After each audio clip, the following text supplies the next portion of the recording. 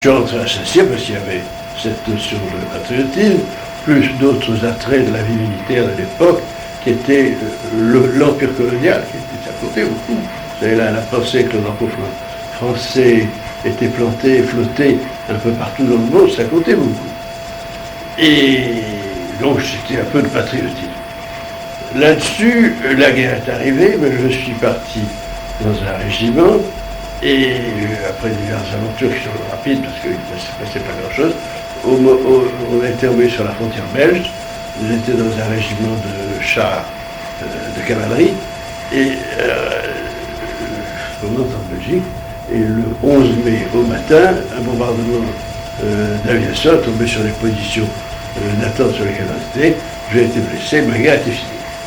Alors ça a été un petit peu pas beaucoup, et j'ai assisté de mon lit d'hôpital à la défaite de 40.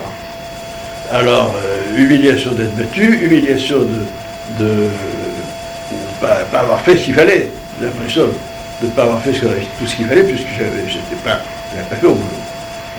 Alors, je suis parti pour la Syrie, et en Syrie, j'ai été affecté dans des escadrons qui s'appelaient les escadrons Tcherkesses, et je suis tombé sur un patron qui était le commandant Collet, qui commandait le Tcherkesses, c'est devenu lieutenant-colonel, plus colonel que général.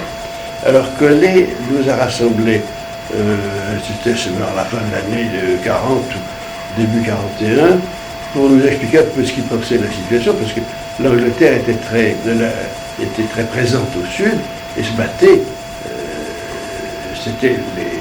Vraiment, elle, c'était presque les dernières cartouches qui étaient en train de tirer.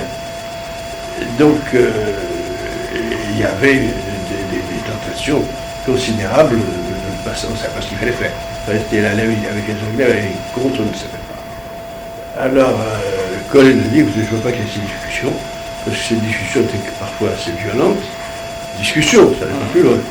Mais chez moi, il n'y a pas de problème. Tant que Paris sera occupé par une armée étrangère, il n'y a aucun problème. Eh bien, je veux absolument que nous savons quelle est notre ennemi. Alors, les choses ont continué. Colin, un jour, m'a dit qu'il passait de l'autre côté. Il y avait de bonnes raisons, parce que ce moment-là, il y avait des avions allemands qui transitaient par la Syrie. Donc, je suis parti à Collet, j'avais aucun mérite, étant donné que j'étais sur la frontière. C'est moi qui la gardais, je suis passé de l'autre côté. Et ça vous a semblé naturel de franchir le pas Alors, c'était difficile, pas pour moi, qui était matériellement, il fallait rassembler mon escadron. J'étais sur la frontière, donc aucun problème. Mais c'était difficile de rassembler mon escadron qui était réparti très loin. J'avais une partie qui était avec moi, le reste qui était un peu loin. Il y a tout de même plus d'une journée de cheval. Alors, ça fallait faire revenir. On a fait revenir, mais il fallait partir plus vite. Et je n'ai pas pu passer avec tout mon escadron parce que mon commandant second, qui était Tcherkesse lui-même, moi j'ai rassemblé mes hommes, et je leur ai dit voilà, notre chef, le colonel Collet, a décidé de continuer la guerre avec les Anglais, qui sont les ennemis de la France. Je marche avec lui. Alors, on passe. Et mon commandant second a voulu traduire. D'habitude, j'avais un interprète. Et l'interprète traduisait en arabe. Parce que souvent, il fallait traduire en arabe, puis ensuite en tcherkesse, et quelquefois en turc. C'est pas toujours très facile.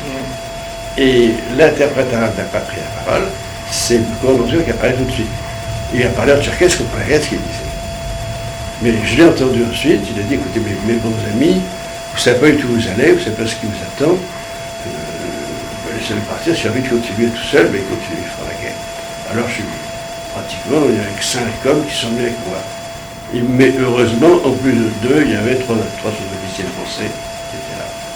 Donc on est passé, on va décider, on s'est retrouvés, France et militaire. Au moment où j'ai passé la frontière, mon impression a été un immense soulagement, en disant maintenant je suis encore en guerre. Je suis de nouveau en guerre avec la